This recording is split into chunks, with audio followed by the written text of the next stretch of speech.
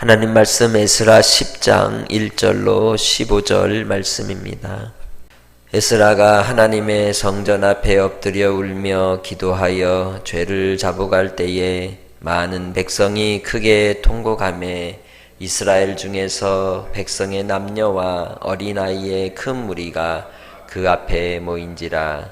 엘람 자손 중 여히엘의 아들 스가냐가 에스라에게 이르되 우리가 우리 하나님께 범죄하여 이방 여자를 맞이하여 아내로 삼았으나 이스라엘에게 아직도 소망이 있나니 곧 내 주의 교훈을 따르며 우리 하나님의 명령을 떨며 준행하는 자의 가르침을 따라 이 모든 아내와 그들의 소생을 다 보내기로 우리 하나님과 언약을 세우고 율법대로 행할 것이라. 이는 당신이 주장할 일이니 일어나소서 우리가 도우리니 힘써 행하소서 하니라. 이에 에스라가 일어나 제사장들과 레위 사람들과 온 이스라엘에게 이 말대로 행하기를 맹세하게 하매 무리가 맹세하는지라. 이에 에스라가 하나님의 성전 앞에서 일어나 엘리야십의 아들 여호하난의 방으로 들어가니라. 그가 들어가서 사로잡혔던 자들의 죄를 근심하여 음식도 먹지 아니하며 물도 마시지 아니하더니 유다와 예루살렘에 사로잡혔던 자들의 자손들에게 공포하기를 너희는 예루살렘으로 모이라. 누구든지 방백들과 장로들의 훈시를 따라 3일 내에 오지 아니하면 그의 재산을 정몰하고 사로잡혔던 자의 모임에서 쫓아내리라 하매 유다와 베냐민 모든 사람들이 3일 내에 예루살렘에 모이니 때는 9째 달 21일이라.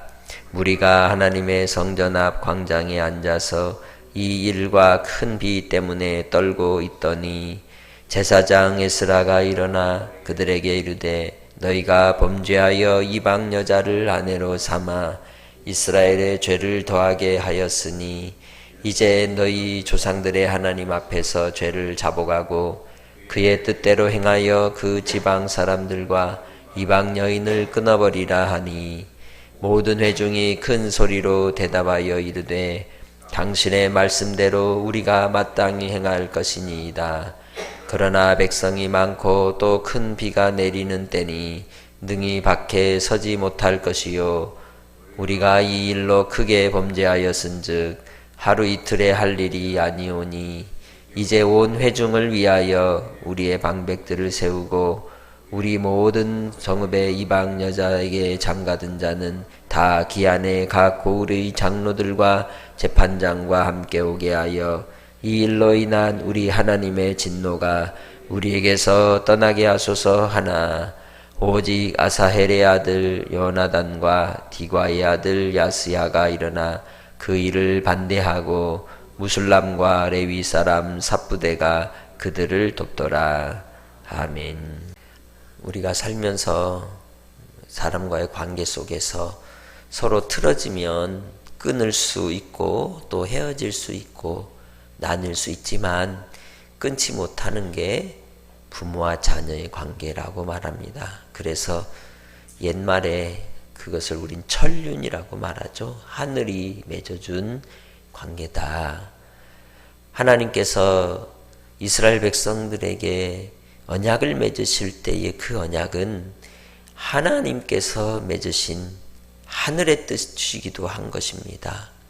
그래서 피로써 맺어진 혈통보다도 더 중요한 것은 언약이었습니다. 아브라함을 택하실 때에도 언약을 따라 택하시고 그 언약에 속한 자로서 하나님께서 이스마엘을 택하지 않고 이삭을 택하셨습니다. 혈통 때문이 아니라 언약 때문이었습니다. 약속의 자녀로서 이삭을 택하신 것입니다. 또한 이삭의 자녀로서 야곱과 에서가 있었지만 하나님께서는 에서를 택하지 않으시고 야곱을 택하셨습니다. 그처럼 하나님께서는 언약을 아주 중요하게 여기십니다. 모세를 통해 하나님께서 시내산에서 이스라엘 백성들과 언약을 맺으실 때에 나는 너희 하나님이 되고 너희는 나의 신하가 되고 백성이 되리라 하셨습니다.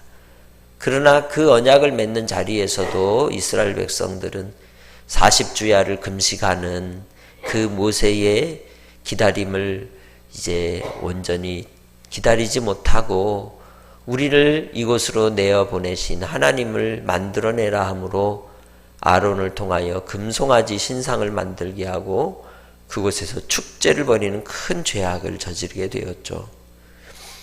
그처럼 언약 백성조차도 끊임없이 하나님을 떠나고 하나님 앞에 탐욕의 우상을 세워 그곳의 마음이 빼앗기는 어리석음을 범하게 됩니다. 이스라엘 백성들이 그 언약을 저버리고 결국 하나님께서 그들로 다윗에게 허락하신 나라를 세워주셨지만 아수르로 바빌로니아의 포로로 끌려간 인생이 되어 버림을 당했을 때에 주께서 예레미야에게 약속하신 바대로 70년이 되어 돌아오게 하심으로 예루살렘의 성전을 짓게 하고 그곳에서 흩어져 주의 백성으로 하나님의 언약의 백성으로 살게 하여 주셨습니다. 그러나 그것도 잠시였던 것이죠. 우리는 이 에스라서를 통해 1장부터 7장까지의 말씀은 수룹바벨을 중심으로 한 1차 포로기한의 인물들을 사람들을 와서 예루살렘 성전을 재건한 말씀을 기록하고 있고 7장에서 10장까지가 이 에스라를 중심으로 2차 포로 귀환자들이 율법을 회복하는 그러한 역사적 기록들이 나타나 있습니다. 본 10장의 내용 속에서 우리는 9장부터 이어지는 것과 연결하여서 무엇보다도 그들이 하나님의 언약을 깨뜨리는 데 있어서 너무도 큰 치명적인 범죄를 저질렀던 내용을 설명합니다. 그 내용은 다름 아니라 2장에서 기록되어 있는 1차 포로 귀환으로 돌아온 이들이 성전을 짓고 나서 그들이 삶의 현장 속에 세상의 삶을 살다 보니 그들이 세상과 타협하고 현실과 타협하는 너무도 큰 하나님을 떠나는 죄를 저질렀다는 겁니다. 몸으로는 하나님을 섬겼고 예배하고 주님의 뜻을 따르는 것처럼 보였지만 그들은 삶 속에서 하나님을 온전히 순종치 아니하였다는 것이죠. 그 내용이 무엇이었습니까? 본문에서 얘기하는 것처럼 이방 여인들과 자기의 아들들을 결혼시켰던 겁니다. 이로 인해서 이 에스라가 통회하고 애통하며 10장 1절로 이야기하는 것처럼 애통하면서 그가 금식하는 겁니다. 괴로워하는 겁니다. 회개하는 겁니다. 자기의 죄로 끌어안고 회개의 기도를 올리는 내용이 본문의 내용인 것입니다. 그래서 이렇게 슬퍼하고 있을 때에 그 무리들 중에 스가냐라고 하는 인물이 나와서 문제를 해결할 방법을 제시합니다. 어떻게 하면 우리가 여호와께로 다시 돌아갈 수 있는가? 깨어진 언약, 깨뜨린 그 언약을 다시 회복하고 주님께로 돌아오는 은혜를 입을 수 있는가? 모세가 처음 하나님 앞에 받았던 언약의 10계명을 들고 내려와서 그 언약의 10계명의 두 돌판을 어떻게 했습니까? 깨뜨려 버렸습니다. 왜? 그 언약을 받을 백성들이 준비되지 못하고 죄악에 관영하여서 하나님을 떠난 모습을 보았기 때문인 것이죠. 그랬지만 하나님께서 그 일로 인하여 3천여 명이 죽임을 당하는 하나님의 심판을 내리시고 그리고 나서 다시 시내산에 올라가 40주야 금식을 하고 다시 말씀을 받고 다시 가지고 내려옵니다. 돌에 새겨진 언약으로는 구원받을 이들이 없습니다. 오직 두 번째 새로 새겨지신 예수 그리스도의 보혈의 피로만 구원의 은혜를 입게 되는 것입니다. 이 돌아온 포로귀환으로 돌아왔던 1차 포로귀환자들이 이 가나안에, 이 예루살렘에 또 유다 땅에 정착하여서 그들이 사는 동안 그들은 현실과 타협하지 않고서는 살 수 없었기 때문인지도 모르지만 어쨌든 손을 내밀어 그 이스라엘 사람들이 이제 이방인들과 함께 어울려 살 수 있는, 살 수밖에 없는 형편이 되고 말아서 바로 10장 후반절에 기록된 인물들의 내용들이 기록되어 있습니다. 그 기록된 명단들의 내용을 보면 27명의 성직자의 이름이 기록되어 있습니다. 그리고 84명의 일반 유대인들의 이름이 기록되어 있습니다. 이렇게 총 110명의 이러한 사람들의 이름이 쭉 나열이 되어 있는데 처음 포로기한 때 돌아왔던 3만 명 중에 110명만 이러한 일을 저질렀을까요? 그 당시에 많은 일들이 유행했지만 그러나 이 일에 대해서 대대적으로 석 달 동안 조사를 했을지라도 은밀하게 숨기고 드러내지 않은 이들도 많았다는 겁니다.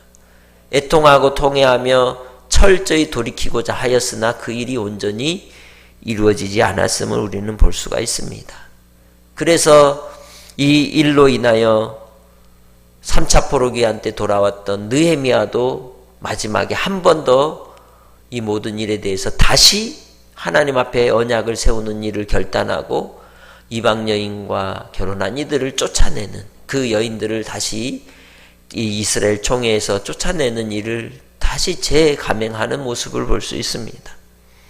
우리가 신앙생활을 할 때에 예수를 믿는 믿음은 믿는다고 하는 것으로 끝나는 것이 아닙니다. 예수님을 영접하는 것으로 끝나지 않습니다.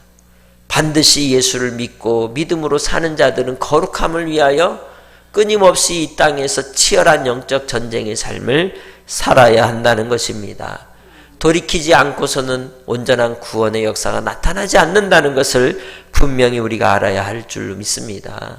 하나님의 경고하심을 받지 아니하면 우리가 침륜에 빠질 수 있고 나태함에 빠질 수 있고 하나님의 은혜를 맛보고 성령의 역사를 경험하고 방언도 하고 능력도 나타난다 할지라도 주 앞에 버림받는 인생이 될 수 있다는 히브리서 10장의 경고의 말씀을 잊어서는 안 된다는 겁니다. 아무리 언약의 안에 있다 할지라도 택함을 입은 자의 자리에 있음을 분명히 나 자신의 삶을 통해 열매로서 드러나지 않으면 하나님 앞에 부끄러운 인생이 되고 만다는 것을 우리는 분명히 알아야 하는 겁니다. 그래서 바로 하나님 앞에서 우리는 새 언약 백성으로서 예수 그리스도의 속죄 은혜를 입은 구원의 백성으로서 날마다 내가 죽고 내 안에 예수가 사는 삶으로 정결한 주의 백성으로 우리의 영적 전쟁의 삶 속에서 끊임없이 나가야 될 줄로 믿습니다.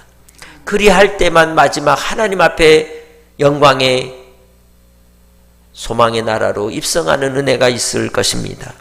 이 땅에 우리의 삶을 통하여 우리는 어떻게 살아야 할까요? 믿음이 아니고서는 방법이 없습니다.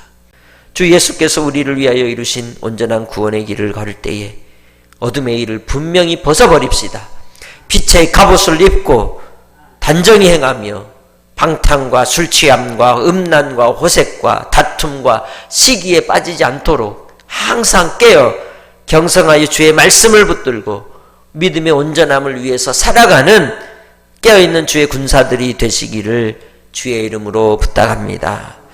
하나님 아버지, 우리가 이 땅의 삶을 살아갈 때에 예수께서 이루신 구원의 은혜를 힘입어 살아감에도 불구하고 거짓의 가면을 쓰고 우리의 탐욕의 눈이 어두워 하나님을 믿는 믿음을 가장한 죄악 가운데 살았음을 아버지 하나님 용서하여 주시고 긍휼을 베풀어 주시고 다시금 돌이켜 주님 앞에 서게 하여 주옵소서.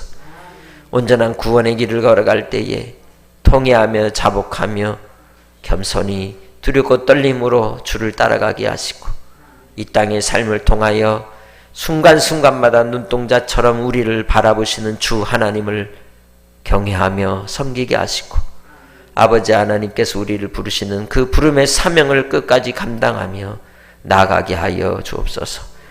우리를 부르신 부름의 첫 자리, 사랑의 첫 자리를 잊지 않게 하시고 겸손히 겸비하여 아버지 얼굴을 구할 때에 오늘도 십자가로 이루신 그 구원의 은혜를 따라 나도 예수와 함께 죽고 예수 믿는 은혜 아래 성령으로 사는 오늘 하루가 되도록 주님께서 동행하여 주시고 믿음의 결단 가운데 철저히 거룩함을 위하여 살아가는 한날이게 하옵소서. 주께서 오늘도 우리를 붙잡아 인도하여 주시고 이끌어 주실 줄 믿사오며 감사하고 예수님의 이름으로 기도합니다. 아멘.